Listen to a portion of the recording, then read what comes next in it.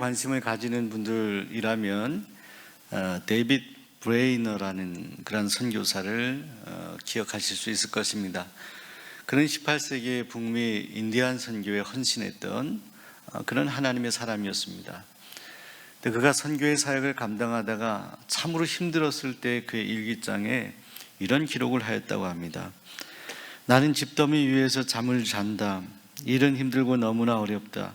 성공의 가망성이 보이지 않으니 위로받을 곳도 없다. 그러나 이 모든 어려움들이 더욱 견딜 수 없는 슬픔으로 다가오는 것은 하나님이 나에게서 얼굴을 숨기고 계시기 때문이다. 자, 여러분, 데이빗 브레이너, 그 하나님의 사람, 그 험지에 가서 선교를 했던 믿음의 사람에게도 때때로 하나님이 침묵하시는 것 같은 상황 속에서 그 브레이너는 그렇게 고백할 수밖에 없었다는 것이죠. 우리가 살아가면서 하나님께서 아무 말씀하시지 아니하시는 것 같은 그러한 삶을 경험할 때가 있습니다. 그래서 시편 83편에 보시면 시편 기자는 그렇게 하나님께 탄원하였죠. 하나님이여 침묵하지 마소서. 하나님이여 침묵하지 마소서. 오늘 우리도 우리의 마음 깊은 곳에 그런 기도를 하나님께 드릴 때가 있지 않습니까? 오늘 성경 말씀에 보시게 되면 그러한 삶의 정황 속에서 주님을 만난 한 여인을 소개하고 있습니다. 예수님께서 두로와 시돈 지방으로 가셨을 때 그때 한 여인이 주님께 간절히 간곡하게 호소합니다.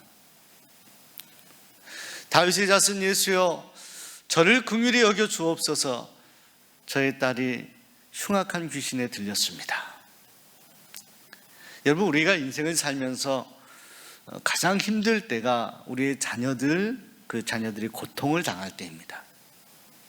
근데 이 가나안 여인은 자신의 딸이 귀신 들려서 스스로 삶을 온전히 살아갈 수 없는 그러한 모습을 보며 안타까운 마음으로 주님께 와서 호소하였던 것입니다. 자, 그런데 그 여인에 대한 주님의 반응을 우리가 주목할 필요가 있습니다. 인자하시고 자비하신 우리 주님, 또 어렵고 고통당하는 그런 호소에 한 번도 외면하지 아니하시는 주님께서 오늘 말씀을 보시면 정말로 너무나 냉담하게 외면하는 모습을 보게 됩니다. 성경은 주님께서 한 말씀도 하지 아니하셨다라고 이렇게 성경이 말씀합니다. 소리치며 외치는 그 여인에게 한마디도 하지 아니하셨다는 거예요. 그때 주변의 제자들은 그 소리치는 그 여인을 보내라고 합니다. 주님, 저 여인을 쫓아 보내소서. 그런데요, 그런 정황 속에서도 그 여인은 주님께 간절히 다시 간곡하게 말합니다. 주님, 저를 도와주세요. 도와주세요. 그런데 오늘 성경 말씀을 보면 먼저는 주님께서 이런 말씀하세요. 나는 이스라엘의 잃어버린 양들 외에는 보내심을 받지 않았다. 다른 말로 하면 나는 이스라엘 백성들만 관여한다, 이런 얘기예요. 주님이 딱 범주를 이렇게 지은 거예요. 그런 대답에 대해서 그 여인은 도와달라고 간절히 호소하는데 그때 이런 말씀을 주님이 다시 하십니다. 자녀의 떡을 개들에게 주는 것이 마땅하지 않다. 주님이 아주 편협한 그런 주님의 모습으로 성경은 그렇게 주님 스스로가 말씀을 하고 계시다라고 기록하고 있어요. 이것이 하나의 사건, 과거에 주님께서 사역하실 때의 사건으로 기록된다면 이것은 정말 우리에게 충격적인 일이 아닐 수 없습니다. 간곡히 호소하는 가련한 이방 여인에 대해서 방임하시는 주님. 자, 여러분 어떻게 생각하십니까? 그런데 이 스토리는 여기서 끝나지 않는다는 것입니다. 그 여인이 뭐라고 주님께 다시 말씀드리냐면 개들도 그 동물들도 주인의 상에서 떨어지는 부스러기를 먹지 않습니까? 주님 하신 말씀이 옳습니다. 주님을 인정하는 것 같으면서 그러나 개들도 떨어지는 상에서 떨어지는 부스러기를 먹지 않습니까? 이런 호소를 다시 주님께 합니다.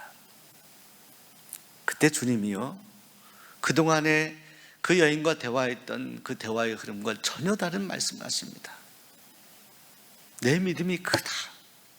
내 믿음이 크다. 내 소원대로 될지어다. 자, 그리고 성경은 말씀은 그때로부터 그 여인의 딸이 나음을 얻으니라. 자, 여러분, 그때가 어떤 때입니까? 그때로부터라고. 그 여인이 주님께 믿음을 고백하여. 주님이 뭘 보신 거예요? 주님이 그 여인에게 냉담하게 하신 것이 주님의 본심이 아니라는 것이 마지막 주님께서 취하신 조치를 통해서 알 수 있는 것 아닙니까? 주님은 결코 침묵하고 방임하시는 것 같았지만 결코 주님은 침묵하시거나 방임하시는 주님이 아니었다. 자, 이것이 성경의 결론입니다.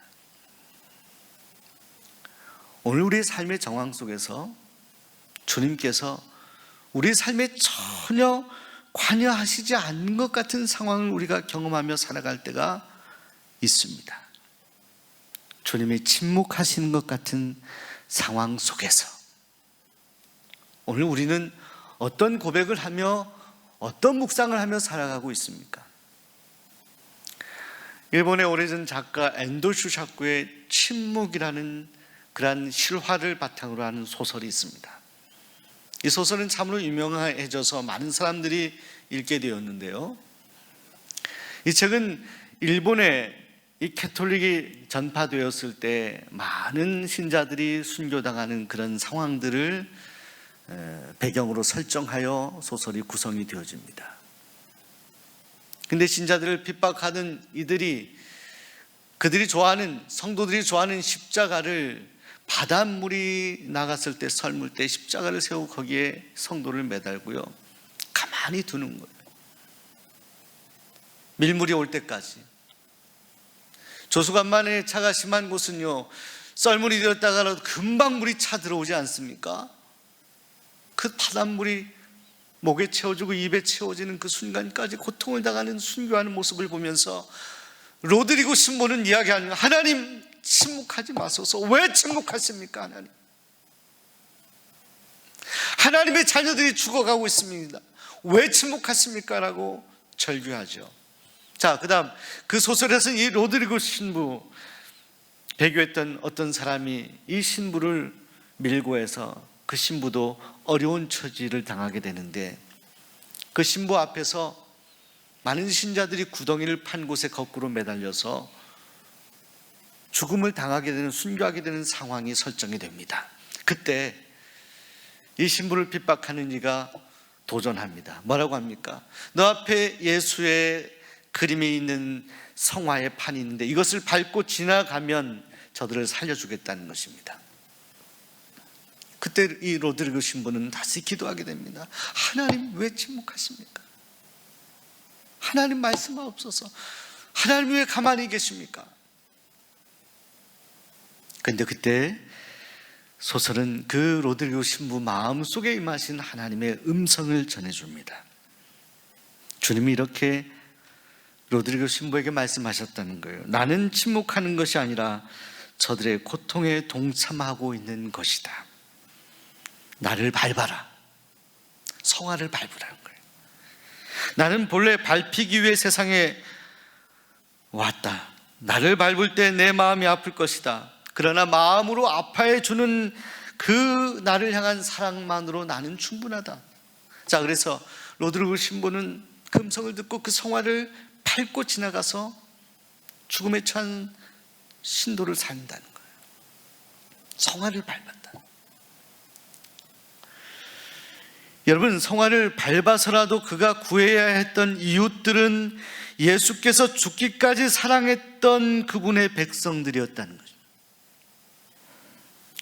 로드리고 신부, 그의 마지막 고백은 이렇습니다. 나는 그들, 곧 로마 교황청을 배반했을지 모르나 나는 결코 예수를 배반하지 않았습니다. 자, 여러분, 이 소설의 주제는 침묵하시는 하나님이에요. 침묵. 그런데 이 소설의 결론은 하나님은 결코 침묵하지 아니하신다. 이 소설의 화두는 침묵이었을지 모르지만 이 소설의 결론은 결코 하나님은 고통당하는 하나님의 백성들을 침묵하거나 방관하지 아니하시고 하나님은 함께 하신다는 거예요. 하나님은 성도의 연약함을 아시고 때로는 공감하시고 때로는 감동하시고 때로는 응답하신다는 것입니다. 사랑하는 여러분, 하나님께서 때로 우리 인생의 고통을 방치하실 때 그때에도 여전히 방치하시는 것이 아니라 하나님은 우리에게 집중하고 계시며 관심하고 계시고 때로는 아픈 마음으로 우리를 보고 계신다는, 오늘 본문 말씀에 한 이방 여인이 정말로 내팽개쳐진 것처럼 방치당하는 상황 속에서도 성경이 말씀하는 것은 주님의 조치보다 어쩌면 그 조치를 행하기 전 그 여인이 간구하며 갈구하였던 마음의 소원, 그리고 그 소원의 중심에 어떤 상황이 오도 나는 결코 주님을 떠날 수가 없습니다. 나의 딸의 문제가 있지만 이 문제를 그 세상 어느 곳에서도 해결할 수 없음을 믿고 오직 주님만이 이 문제를 해결해 주실 분이라 저는 믿습니다. 이 고백, 이 태도, 이 인내를 성경은 말씀하는 거예요. 여러분, 뭐 이런 조크 같은 이야기가 있습니다. 한 여행자가 여행을 하다가 등산하다가 넘어져서 이렇게 낭떠러지 같은 곳에 떨어지다가 나뭇가지를 붙들었다고 합니다. 그때 기도해서 하나님 살려주세요. 하나님께서 저에게 나타나셔서 내가 여기 있다, 내가 너를 도와주기 원한다. 예, 저는 신앙생활 정말 잘했습니다. 예배도 잘 드렸고 늘 새벽에도 기도하였고 헌금생활도 잘하고 열심히 전도도 했습니다. 저를 도와주세요. 너가 나를 정말로 신뢰하느냐, 주님께서 그에게 물으시는 거예요. 그렇다라고 이야기합니다. 그때 주님께서 말씀하시기를, 그렇다면 너가 잡고 있는 나뭇가지를 좀 놓아볼 수 없겠느냐. 그는 한참 고민합니다. 이걸 놓다니요? 이거 놓으면 제가 떨어지는데요, 죽는데요. 그래서 주님은 말씀해, 그걸 놓아봐라. 내가 널 책임지겠다, 붙들어주겠다, 살려주겠다. 그때 그 사람이 한참 눈을 감고 고민하다가 이렇게 하늘을 향하여 소리쳤다고 합니다. 여보세요, 저기 하나님 말고 누구 사람 없습니까? 이렇게 소리쳤다는 거예요. 여러분, 때로 우리가 어떤 절박한 상황이 되었을 때 우리가 하나님을 믿노라 하면서도 정말 입술로 겉으로 하나님을 믿는 것은 아닌지, 우리가 어떤 절박한 상황에서 진실로 하나님을 의지하고 내가 붙잡고 있는 나뭇가지라도 놓을 수 있는 그런 용기와 그런 믿음이 있는지 오늘 우리가 다시 한번 우리 스스로를 살펴보아야 될 때가 아닐까요?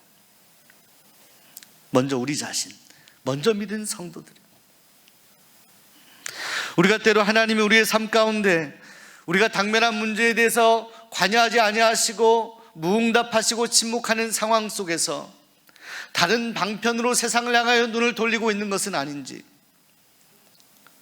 지금 이 코로나의 문제가 진정 우리 인간들의 인생들의 손에 달린 문제인지를 우리가 진지하게 솔직하게 하나님 앞에 우리 자신을 들여다보아야 된다는 것. 이거는 우리 인간에게 달린 문제가 아닙니다. 방역을 하고 손세정을 하고 우리가 철저하게 어떤 대비를 해야 되겠죠. 부지런히 성실히 해야 되겠죠. 그러나 이거는 인간의 문제가 아니에요. 사람이 해결할 수 있는 문제가 아닙니다. 이걸 누가 아는 것입니까? 그래도 이 땅에 순교를 당하며 기도하여 많은 믿음의 선진들, 그 믿음을 이어받은 예수 믿는 사람들은 알잖아요. 우리가 세상을 욕할 것도 없습니다. 때론 정부의 조치가 이거는 뭐 합리적이거나 공정하지 않다라는 그런 이야기를 할 수 있어요. 그런데 사실 포인트는 거기 있는 것이 아닌 것 같아요. 세상은 얼마든지 비난할 수 있어요. 왜? 그 사람들 믿음이 없는 사람들이에요. 믿음이 없는 사람들을 나무랄 수만은 없죠.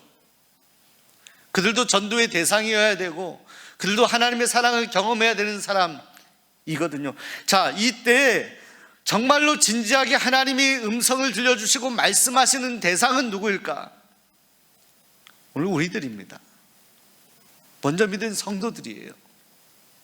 빛과 소금이 되라고 한 하나님의 백성들이에요. 어떤 거요? 어떤 조치들, 행동들 아닙니다. 그 이전에 우리 마음의 중심이에요. 가나안 여인과 같은 마음의 중심. 주님이 전혀 조치하지 아니하시는, 여전히 코로나가 창궐해지는 이 땅, 이것을 보면서 마음이 무너지고 어려워질 수 있지만, 그러나 이때에도 여인처럼 거절하신 주님 앞에 주님밖에 없습니다라고 간절히 우리의 마음을 하나님 앞에 탄원할 수 있는 그 믿음, 그 인내, 그 마음의 중심을 하나님은 원하시는 거예요. 성전 예배가 세상에서는 별것 아닌 것 같죠. 그러나 때로 성전에서 예배드리는 이 일 때문에 목숨을 걸고 순교당한 성도들이 있어요. 사람들의 가치관이 다 다르죠. 어떤 사람은 작은 거에 목숨을 두기도 하고 가치관의 경중이 달라요. 그러나 이 성전 예배, 하나님 앞에 예배드리는 이 예배를 목숨처럼 생각하는 성도들이 있다는 거예요.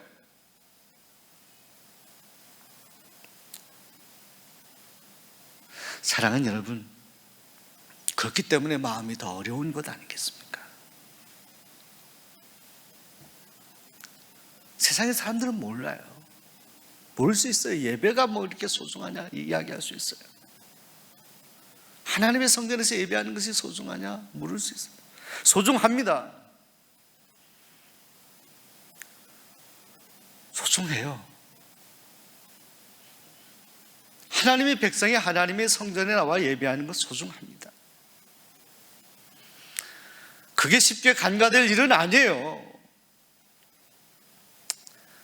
함께 고통당하고 아픔당하는 많은 이들이 있기 때문에 그 고통에 동참하고 조금이라도 도움을 주기 위한 그런 방편으로 어쩔 수 없는 선택을 하며 지내고는 있지만, 지금 이 예배의 자리 사모하며 기도하는 성도들이 많이 있습니다.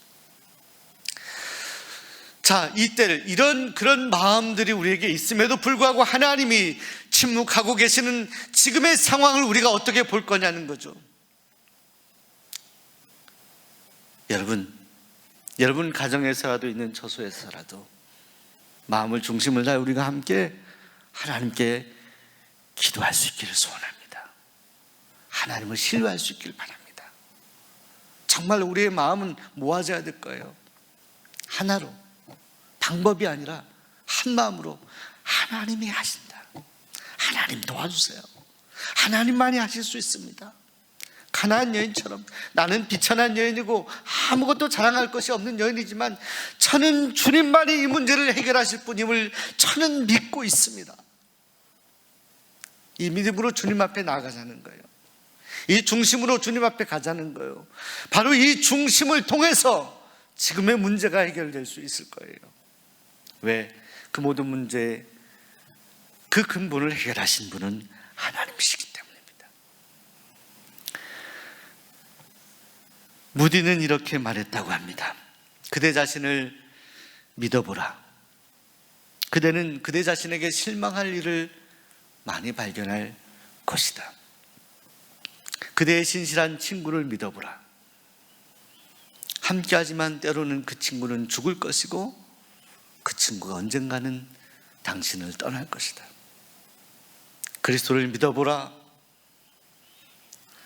그대는 현세와 내세에 후회함이 없는 인생을 살게 될 것이다.